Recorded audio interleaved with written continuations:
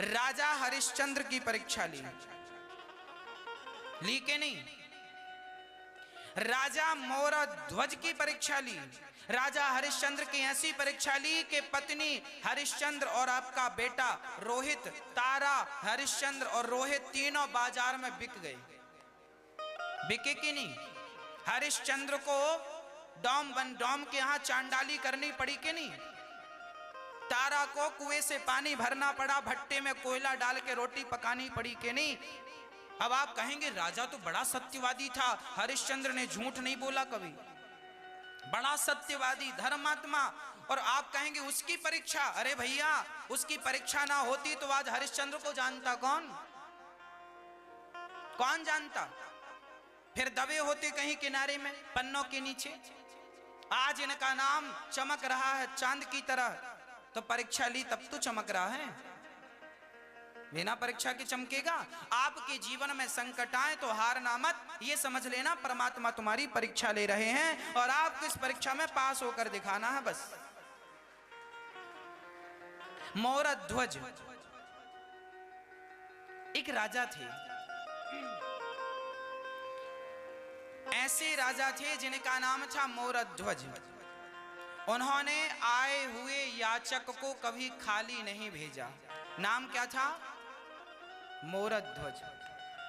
इनके कोई संतान नहीं थी, तो बड़ी पूजा पाठ आशीर्वाद लिया, तब यज्ञ किया। उस यज्ञ की कृपा से इनके घर एक पुत्र की प्राप्ति हुई। नाम रखा ताम्रध्वज। अभी बच्चे का बहुत लाड़ प्यार था, माँ बहुत प्यार करती थी, पिता बहुत प्यार करते थे, तोतली तोतली भाषा सुनते थे, उससे बात करते थे। एक माता पिता जितना प्यार करते हैं बच्चे को, वो कर रहे थे। राजा का नियम था कोई याचक घर से खाली नहीं जाएगा। अच्छा, मोरध्वज वहां नर्मदा के किनारे, उनका महल कहाँ था? नर्मदा माँ के तट पर। और यहां यमुना के तट पर धर्मराज युधिष्ठिर ने यज्ञ किया। उस यज्ञ में इतने लोगों ने खाया और इतना दान लिया कि अर्जुन को अहंकार हो गया।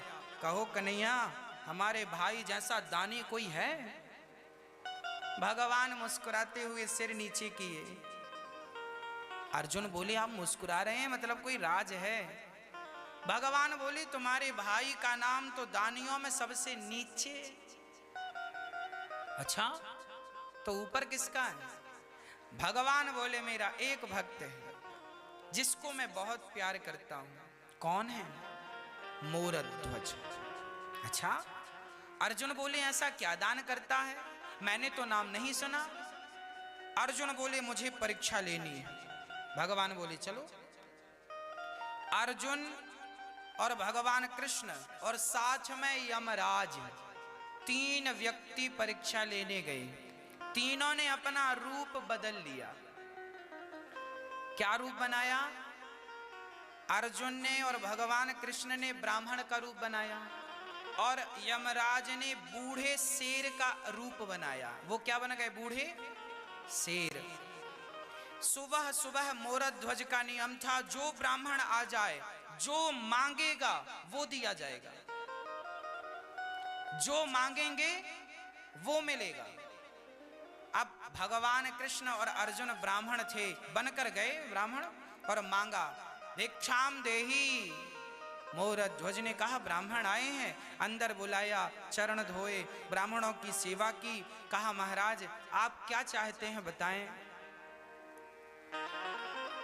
तो भगवान कृष्ण जो ब्राह्मण के रूप में थे, उन्होंने कहा राजन आज हम आपसे कुछ ऐसा मांगेंगे आप दे ना पाओगे।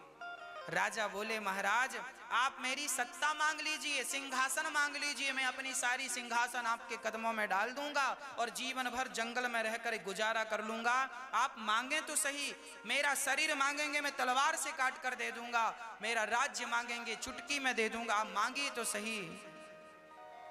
ब्राह्मण बोले इससे भी बड़ा मांगेंगे। क्या मांगेंगे आप? पहले वचन दो, संकल्प। हम मांगेंगे तो आप दोगे, ऐसा तो नहीं कि हमने मांगा और आपने इनकार कर दिया। मोर ध्वज बोले महाराज आज तक मेरे द्वार से कोई खाली नहीं लौटा, आप जो मांगेंगे मैं दूंगा, संकल्प ले लो।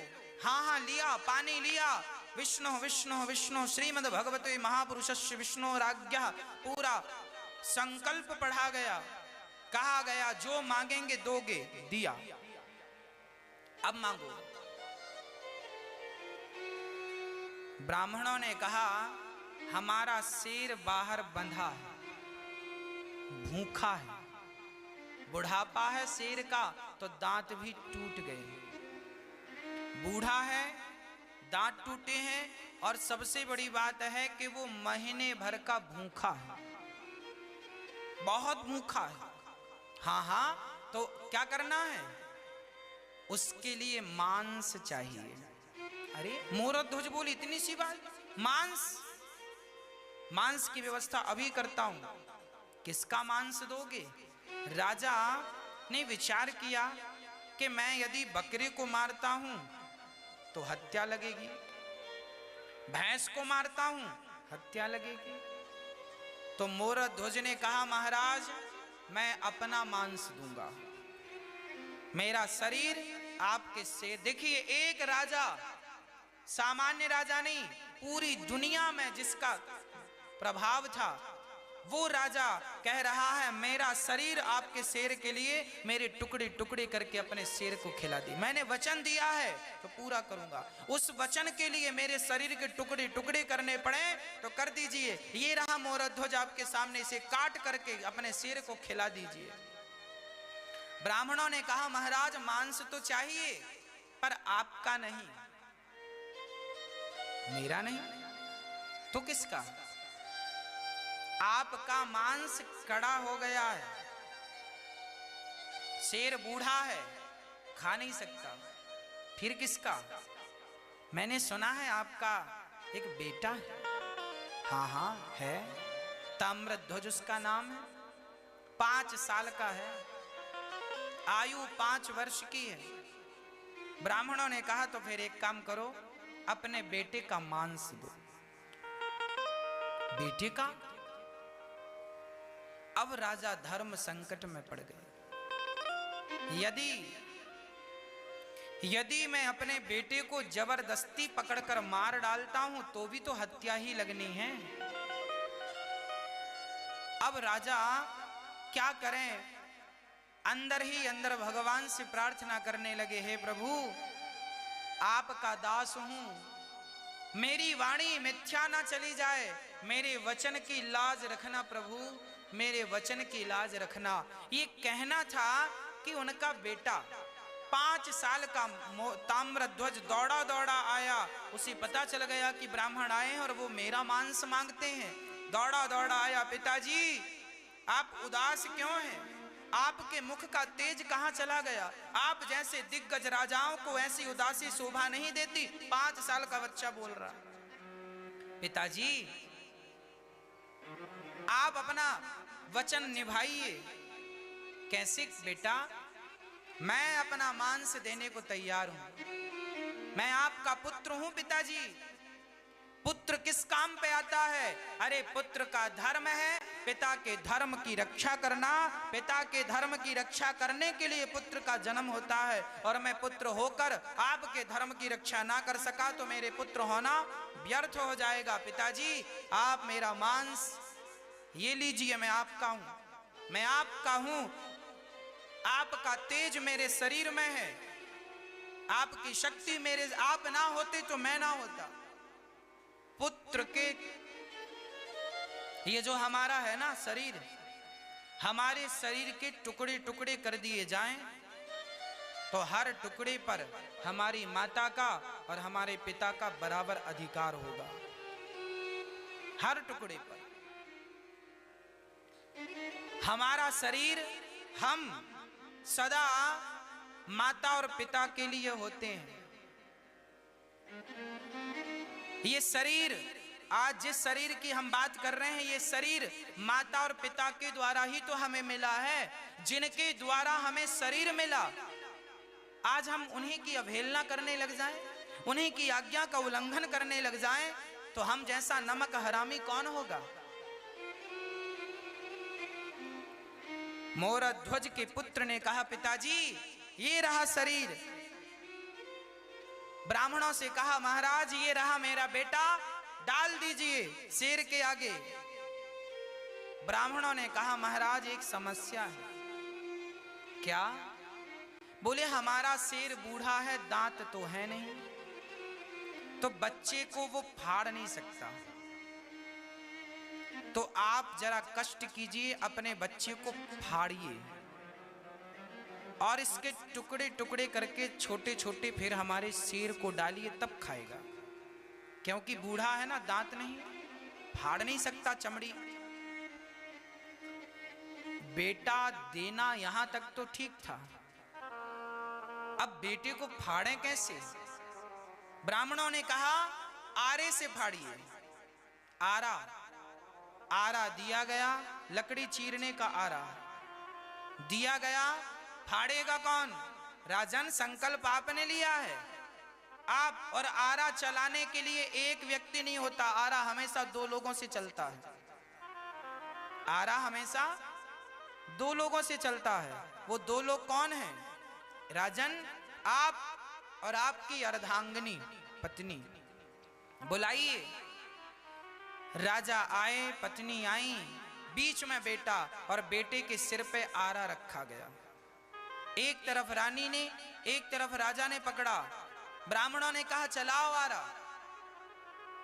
अब बताओ, आज मोरध्वज अपने बच्चे के सिर पे आरा चला रहे हैं, क्यों चला रहे हैं? इस क्यों का उत्तर दीजिए। आप क्यों चला रहे हैं? अपने वचन के पालन के लिए। वचन मिथ्या, जो व्यक्ति जीवन में कभी असत्य ना बोला हो, आज वो असत्य कैसे बोले? याद रखना मेरे भारतवासियों, मेरी माँ, हमारा वो भारत है जिस भारत में लोग अपने आप को मार डालते थे। दशरथ जी अपने आप को मार डाले, मर ही तो गए। चाहते तो कैकेयी के वचन को तोड़ देते ना, हमें राम को वनवास नहीं भेजना, क्या कर लेती कैकेयी मां?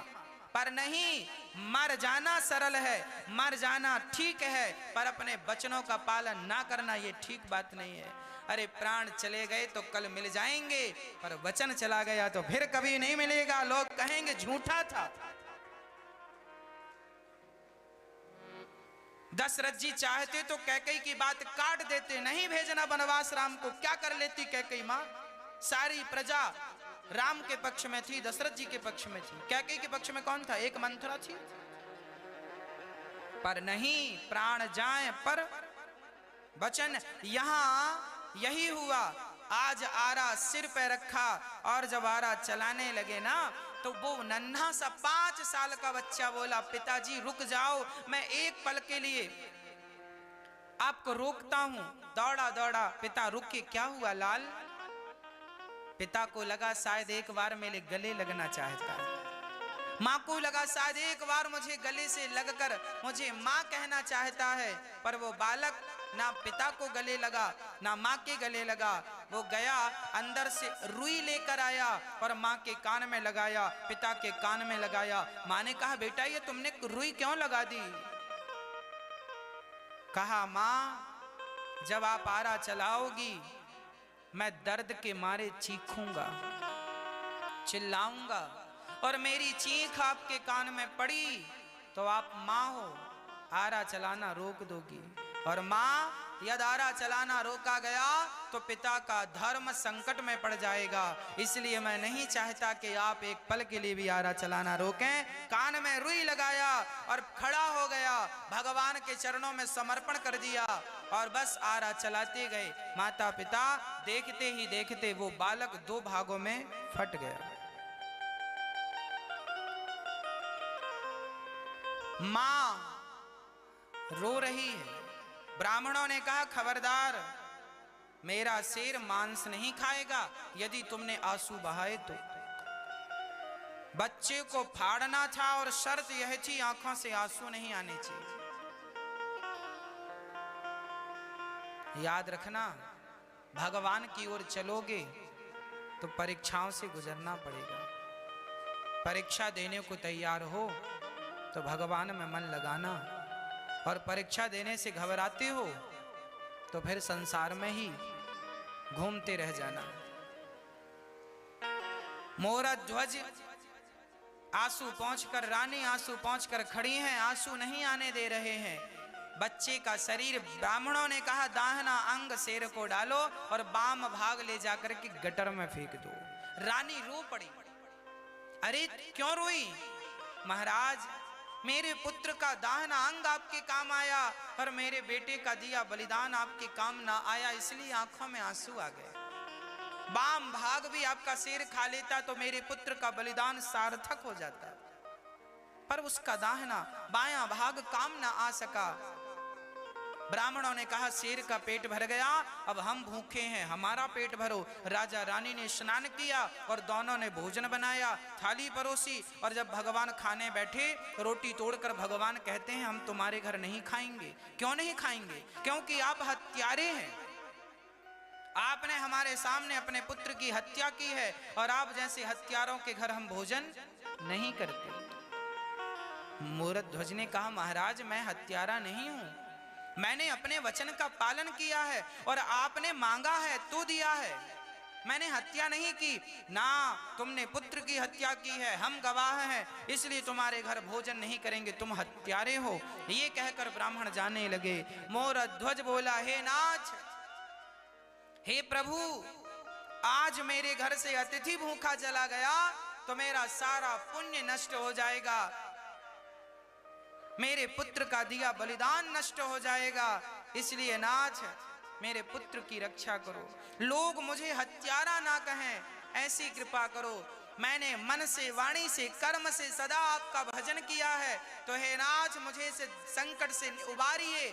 और ये कहकर मूरध्वज ने कहा, बेटा ताम्रध्वज, एक बार तूने मर के अपने पिता के धर्म की रक्षा की है बेटा, एक बार जिंदा होकर अपने पिता के धर्म की रक्षा कर ले। ये कहकर जब राजा धड़ाम से जमीन पर गिरे तो अंदर से आवाज आई, पिताजी मैं मर कर भी आपके धर्म की रक्षा करूंगा और जिंदा होकर भी आपके धर्म की रक्षा करूंगा।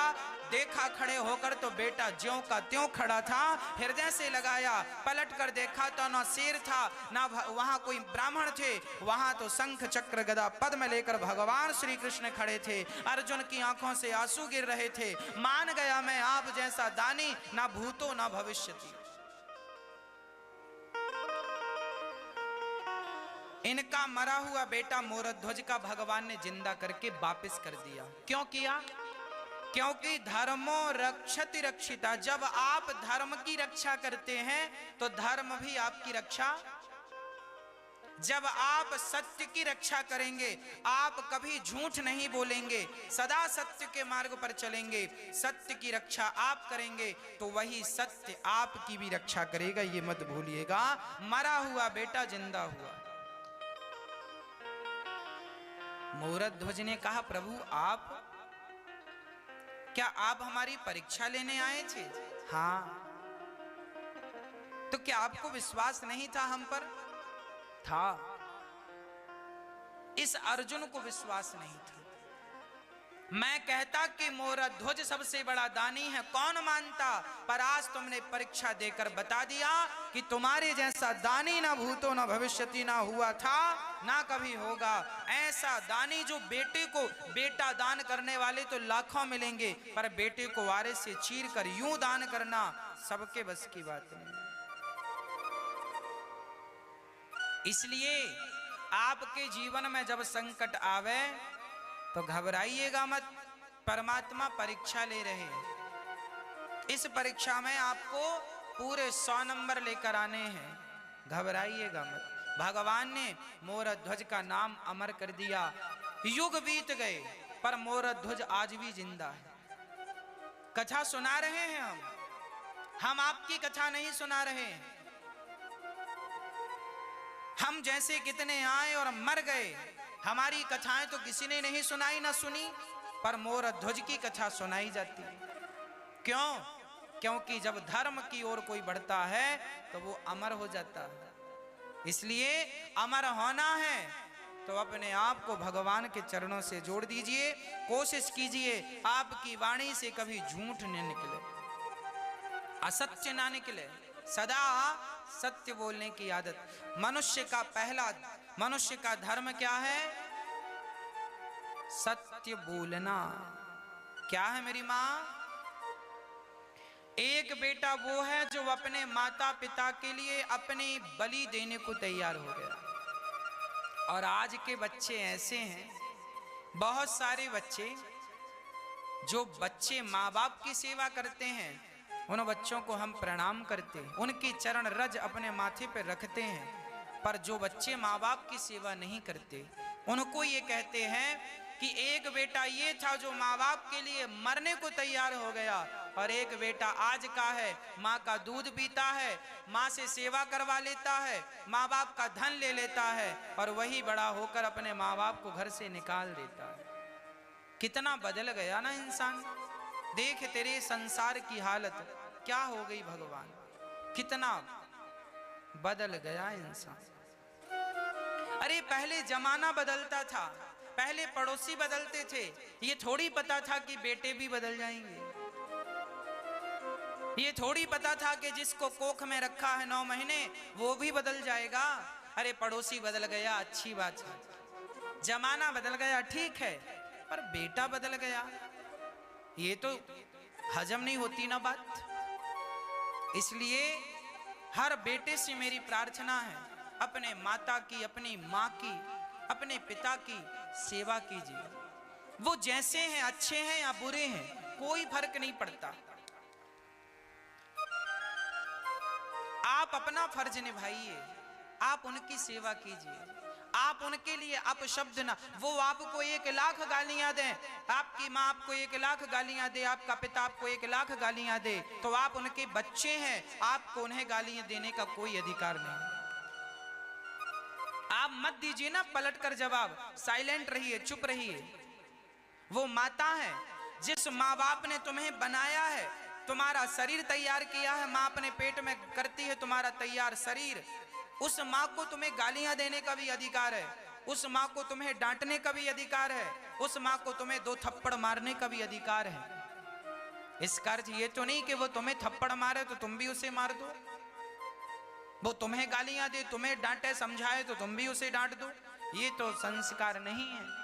इसलिए हर बच्चे से मैं प्रार्थना करूंगा, माँ बाप कैसा भी व्यवहार करें आपके साथ, आपका व्यवहार नहीं बदलना चाहिए। भारत में ऐसे ऐसे राजा महाराजा हुए हैं जिन्होंने सत्य के लिए अपना बलिदान दे दिया, और हम लोग बात बात में झूठ बोलते रहते हैं, है ना। मैया जी, ओ मेरी मैया, मैया हो गई पंचायत, अब सुन लो मेरी माँ। हाँ, हम सभी का धर्म है सत्य बोलना, इसलिए प्राण जाएं तो जाएं, पर वचन न जाए। कम से कम जवान के तो पक्के रहो। जो आदमी जवान का पक्का नहीं होता ना, अगले जन्म में भगवान उसे मेंढक बनाते हैं।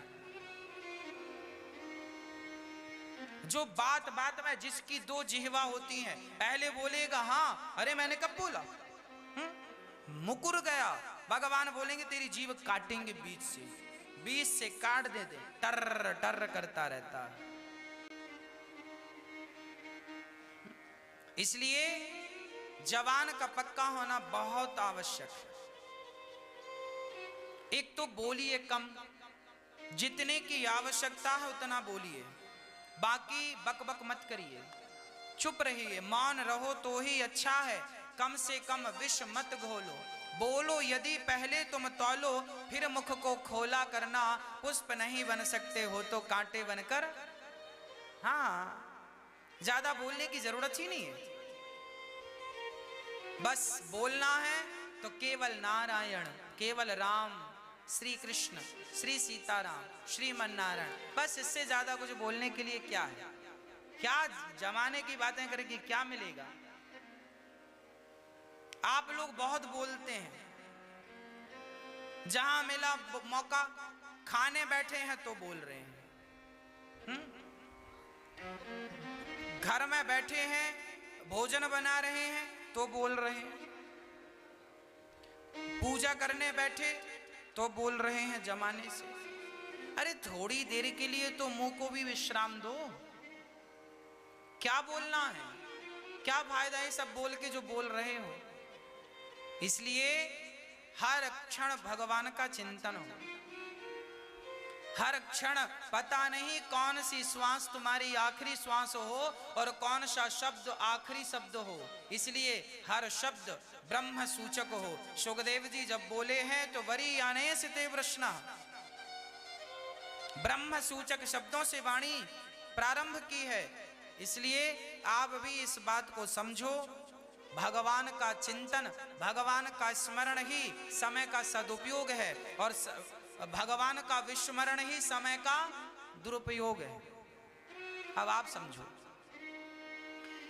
आज लोग आते हैं गुरुजी बड़े दुखी हैं, बड़े दुखी हैं। अच्छा एक बात बताएं, गेहूं बोने से क्या बढ़ता है?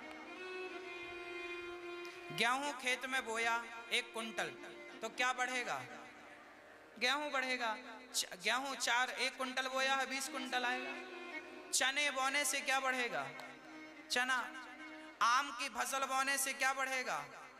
बादाम की फसल बोने से। हाँ, जब आप अपना दुख बोते हैं, आप सबको अपना क्या सुनाते हैं? क्या सुनाते हैं?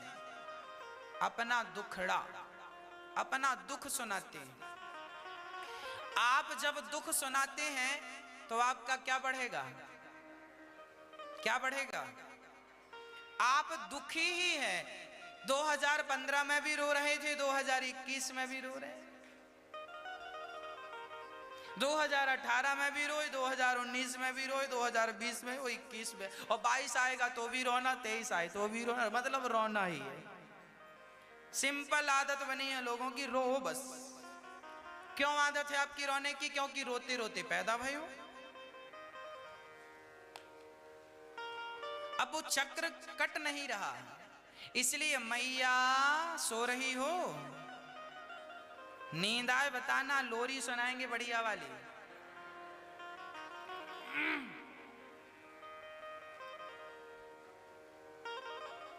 मैया, इसलिए आपसे प्रार्थना है,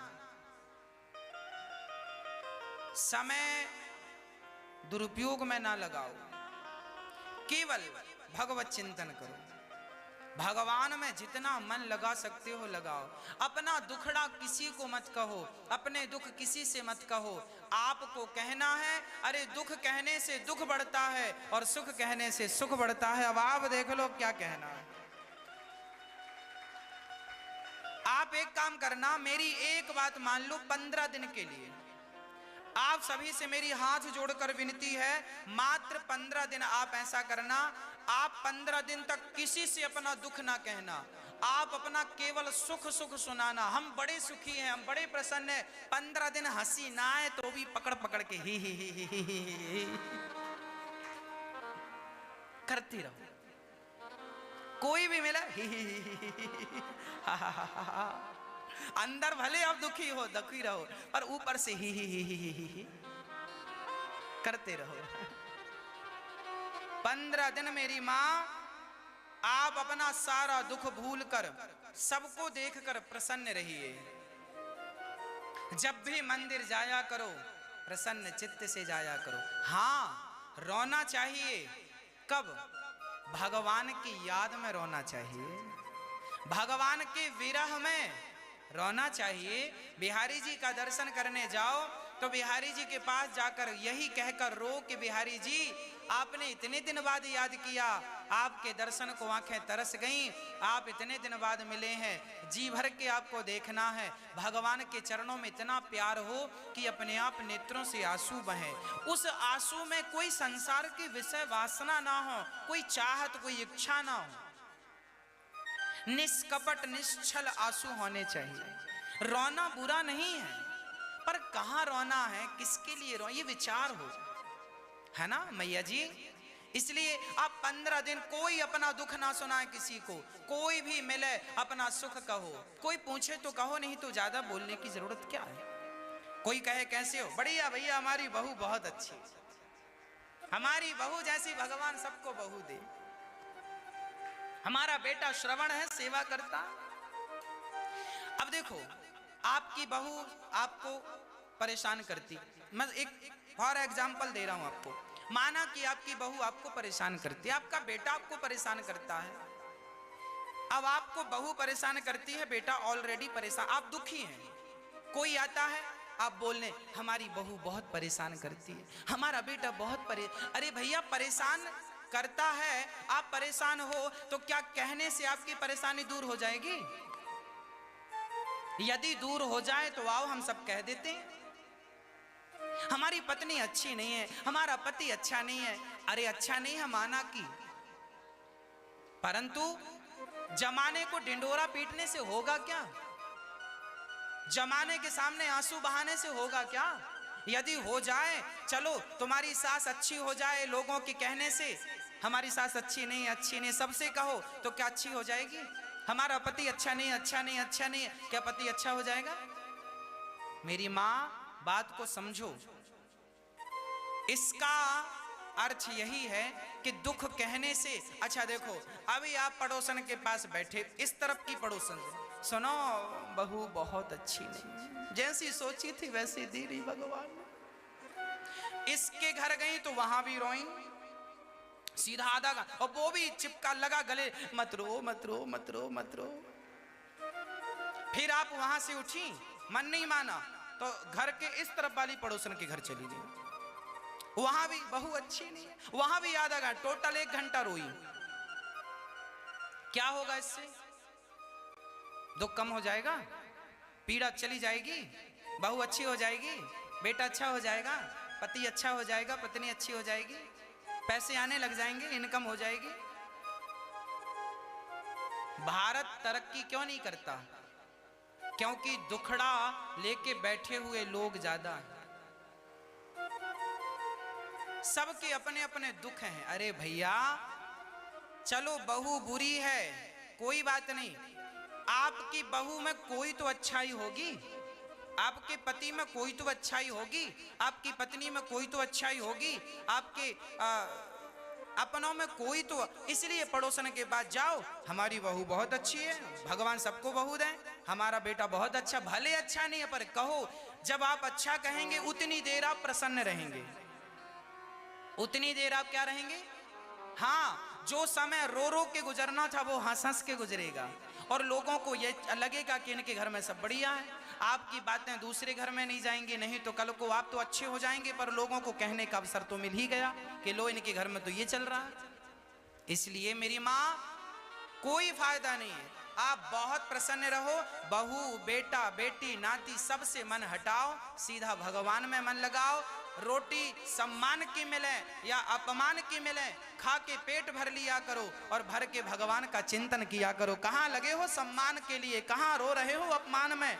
अब समय निकल गया सम्मान अपमान का, अब भजन करो, उम्र पूरी हो रही है, इसी में उलझे रहेंगे क्या सम्मान और अपमान में? मत सुनाया करो अपना दुख किसी को, रोना ज्यादा रोना आए तो भगवान के सामने बैठ जाओ और रोया करो, बस आंसू उनके सामने बहाओ बस, और प्रसन्न रहो। कुछ चीजें कुछ काम ऐसे हैं करने से होते हैं, हम बहुत दुखी हैं पर फिर भी प्रसन्न रहें तो क्या नुकसान है? चलो दुखी हैं भाई, अंदर से दुखी हैं पर बाहर से तो प्रसन्न है, कोई बात नहीं। जब आप बाहर से प्रसन्न रहोगे तो भगवान सोचेगा ये तो विषम परिस्थिति में भी खुश है, फिर भगवान तुम्हें सदा सदा के लिए प्रसन्न ही कर देगा। चलो अब तुम प्रसन्न ही रहो।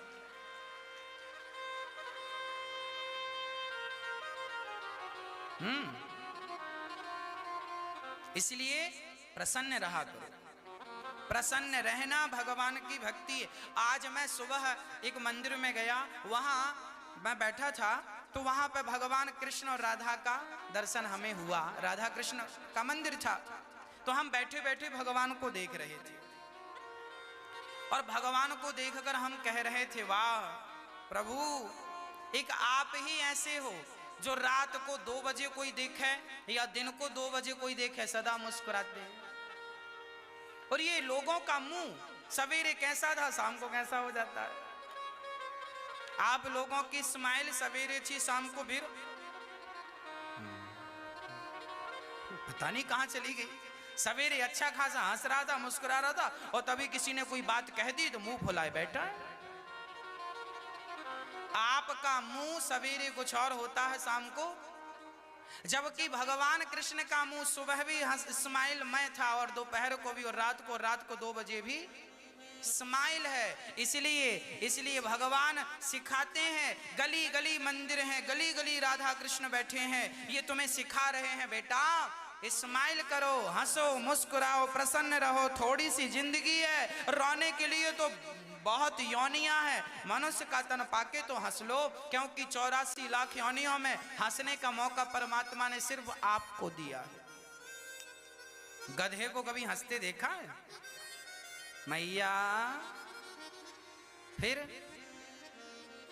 बिल्ली को देखा होगा, चिड़िया को देखा होगा, भैंस मुस्कुराती है, फिर आप मुस्कुराते हैं, आप हंसते हैं। इसलिए सदा हंसा करो, सदा प्रसन्न रहा करो, सदा रोते ना रहा करो, सदा रोते ना रहा करो। रोए आपका दुश्मन, आप क्यों रोए? आप खुश रहिए बस।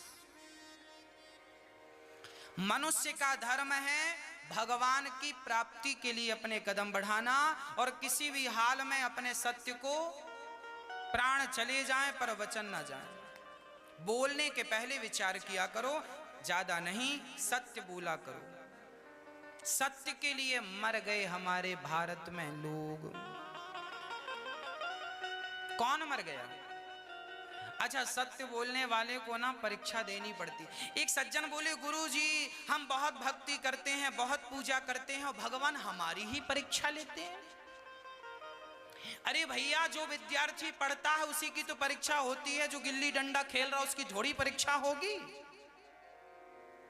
जो विद्यार्थी स्कूल जाता है परीक्षा उसी की होगी, या जो बच्चा स्कूल नहीं जाता उसकी परीक्षा होगी? ये बताओ। जो बच्चा केवल गुल्ली डंडा खेलता है, कंचे खेल रहा है और खेल रहा है, बस स्कूल नहीं जाता, जो स्कूल गया ही नहीं, नाम लिखाया नहीं, उसकी परीक्षा होगी क्या? बोलो भाई मेरी माँ, परीक्षा किसकी होगी? जो पढ़ रहा है, जो पढ़ता है और अपने आप को बढ़ाना चाहता है, आगे क्लास में जाना, उसकी क्या होगी? जो अपने आप को आगे की क्लास में नहीं लेकर जाना चाहता उसकी परीक्षा नहीं होगी। हाँ, क्या हुआ आपको? महाराज क्या बताऊं, मैंने 17 पुराण लिख डाले पर शांति नहीं। नारद जी ने कहा, जब तक भागवत नहीं लिखेंगे शांति नहीं मिलेगी। नारद जी ने अपनी कथा सुनाई। मैं कौन था? दासी पुत्र था, पर संतों की सेवा करके, भगवान नाम जप के आज ब्रह्मा का पुत्र हूं। व्यास जी महाराज ने भागवत की रचना की। अच्छा, व्यास जी ने भागवत की रचना कहां से की? महाभारत के युद्ध से। जब महाभारत हुआ तब 99 कौरव मारे गए। अच्छा, महाभारत हुआ क्यों? किसकी गलती से हुआ? देखिए, भगवान श्री कृष्ण ने शांति का प्रस्ताव रखा था कि युद्ध ना हो, शांति वार्ता से काम बन जाए, परंतु शांति वार्ता को दुर्योधन ने स्वीकार नहीं किया और महाभारत का युद्ध बहुत खतरनाक था। एक व्यक्ति की गलती थी, मात्र दुर्योधन। दुर्योधन ऐसा था कि जिद्दी था, जो करना है सो करना। दुर्योधन के मामा थे शकुनी। अच्छा, शकुनी कौन थे? गांधारी के भाई। अच्छा, गांधारी कौन है? धृतराष्ट्र की पत्नी। धृतराष्ट्र कौन है? दुर्योधन के पिता।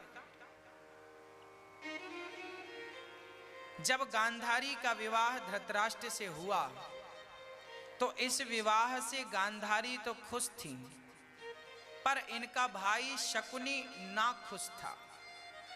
शकुनी को लगा मेरी बहन के साथ गलत हो गया, मेरी बहन को अंधा पति मिल गया। कौन भाई चाहेगा कि मेरी बहन को अंधा पति मिले, पर मिला। अच्छा, गांधारी को कोई समस्या नहीं थी, पर मन ही मन शकुनी ने प्रतिज्ञा कर ली। अच्छा, भीष्म पितामह के कहने से गांधारी का विवाह हुआ था धृतराष्ट्र से। पितामह भीष्म बोले विवाह करो मेरे धृतराष्ट्र से, नहीं तो तुम सभी को युद्ध में पराजित कर दूंगा। और पितामह से युद्ध करना मतलब सीधा पराजय। तो डर के मारे शकुनी के पिता ने गांधारी का विवाह कर दिया था धृतराष्ट्र से।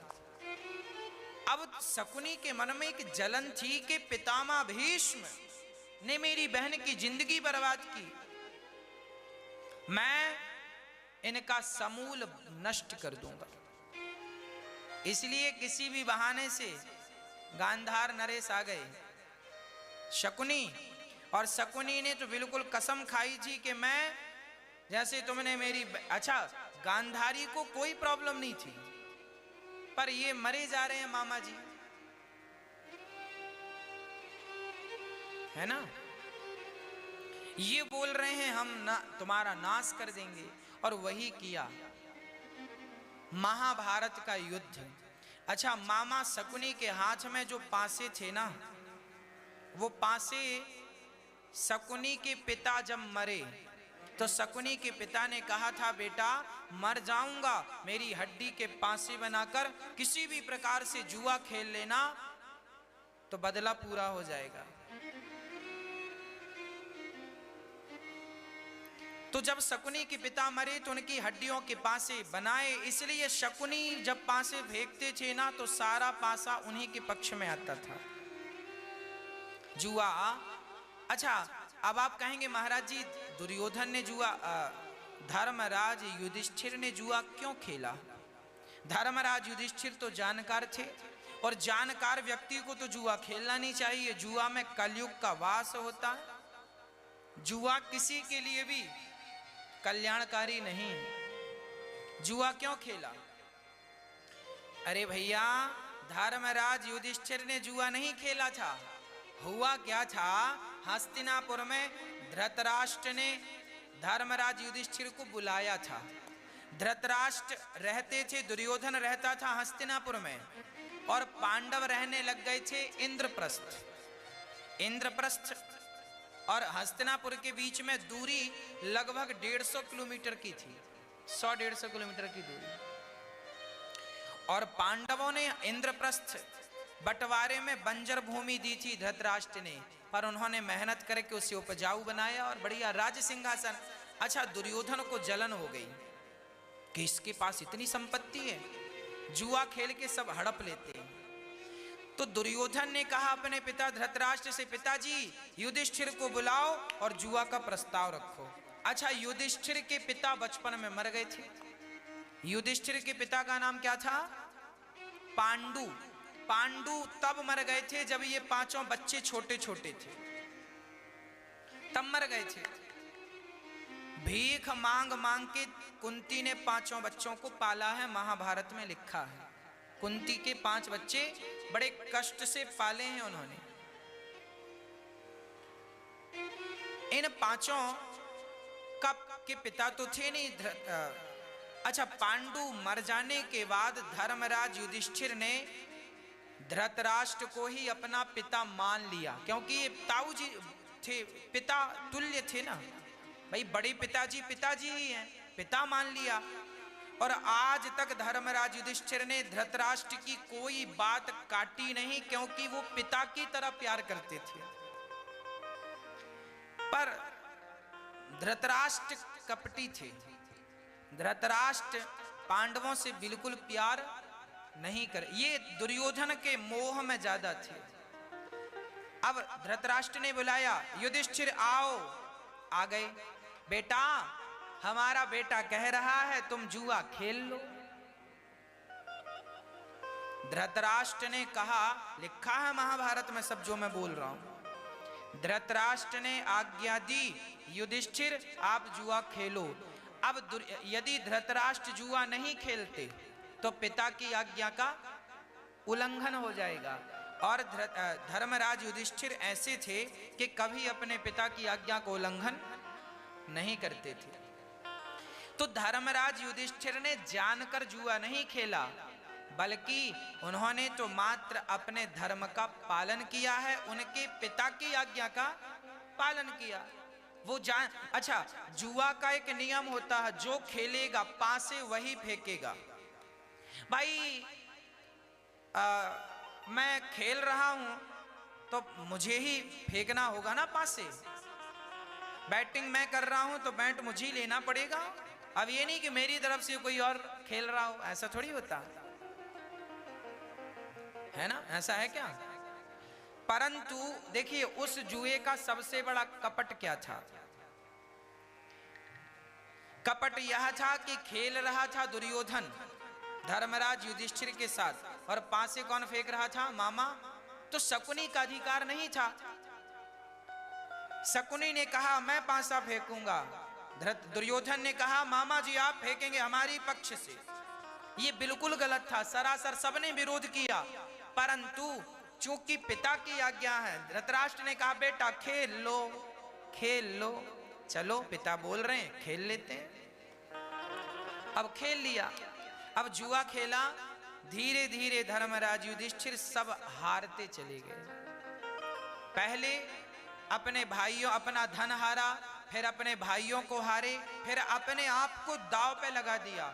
जब अपने आप को लगाया तब दुर्योधन ने कहा एक दांव और है, तुम अपनी पत्नी को दांव पर लगाओ तो हम तुम्हारा पूरा राज्य, यदि जीत गए दांव तो तुम्हारा पूरा राज्य वापस सब लगा दिया, और वो हार गए। दुर्योधन नाचने लगा, जाओ दुशासन द्रौपदी को पकड़ कर लाओ। द्रौपदी के पास गया दुशासन, चलो। कहां? सभा में। द्रौपदी बोली अभी मैंने ऋतु स्नान नहीं किया। उस समय द्रौपदी ऋतु स्नान नहीं की थी, अर्थात वो अपवित्र अवस्था में थी। उन्होंने कहा अभी मैंने अपने केस नहीं धुले हैं, मेरे शरीर में मात्र एक वस्त्र है, मुझे मत ले जाओ। नहीं मानी तो द्रौपदी के बाल पकड़ लिया और घसीट करके लाकर खड़ा कर दिया भरी सभा में। दुशासन। दुर्योधन कहता है इसके वस्त्र उतार दो, साड़ी खींचने लगा, द्रौपदी चिल्लाने लगी। सारे दिग्गज बैठे हैं पर कोई अपने हाथ सहयोग के नहीं बढ़ाता। आज यही तो है, आज भी स्त्री चिल्ला रही है, चीख रही है, जैसे द्रौपदी चीखती थी, चिल्ला रही थी, और सबके सब चुप्पी साधे मौन बैठे थे। मौन। पितामह मेरी रक्षा करो, मेरी रक्षा करो, कोई नहीं आया, गुरु द्रोणाचार्य बचाओ। जब कोई नहीं आया तब दोनों हाथ दुशासन साड़ी खींचता जा रहा, खींचता जा रहा। तब द्रौपदी ने कहा कहाँ जा छिपे हो प्यारे कन्हैया, यहाँ लाज मेरी लूटी जा रही है। दुशासन के हाथों तेरी द्रौपदी की सभा बीच साड़ी खींची जा रही है। कहाँ जा छिपे हो प्यारे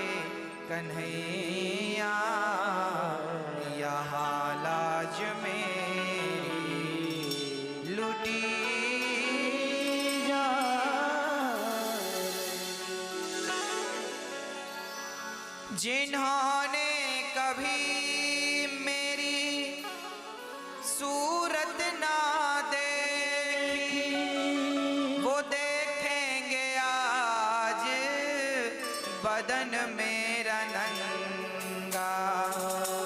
जुआ में पति जी मेरे हारे हैं बाजी, महलों की रानी लुटी जा रही है। हे श्याम सुंदर कहाँ हो? पहले बुलाया द्रौपदी ने, अर्जुन बचाओ, नहीं बचाया। भीम बचाओ, युधिष्ठिर बचाओ, कोई नहीं। तब पुकारा गुरु द्रोण बोलो, पितामह बोलो, तुमसे तुम्हारी ये बहू पूछती है। पांचों पति आज बैठे सभा में, महलों की रानी लुटी जा रही है। जब कोई नहीं, गुरु द्रोणाचार्य ने नहीं आवाज सुनी। सब देखो, जब विपत्ति आती है ना तो लोग सुनकर भी आपको अनसुना कर देते हैं। कौन सुनता है? एक भगवान। सुनेरी मैंने निर्बल के बलराम, सुनेरी मैंने निर्बल के, सबके बल भगवान है। तब द्रौपदी ने कहा आओ कन्हैया, आओ मुरारी, तुमको पुकारे ये बहना तुम्हारी। देखो जरा ये हालत हमारी, बहना तुम्हारी लुटी जा।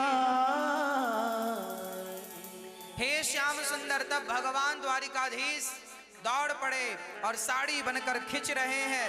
दुशासन बोला अरे इतनी साड़ी, साड़ी बीच नारी है कि नारी बीच साड़ी है कि साड़ी ही की नारी है कि नारी ही की साड़ी है। तब द्रौपदी ने कहा मूर्ख, ना साड़ी बीच नारी है, ना नारी बीच साड़ी है, ना साड़ी ही की नारी है, ना नारी ही की साड़ी है।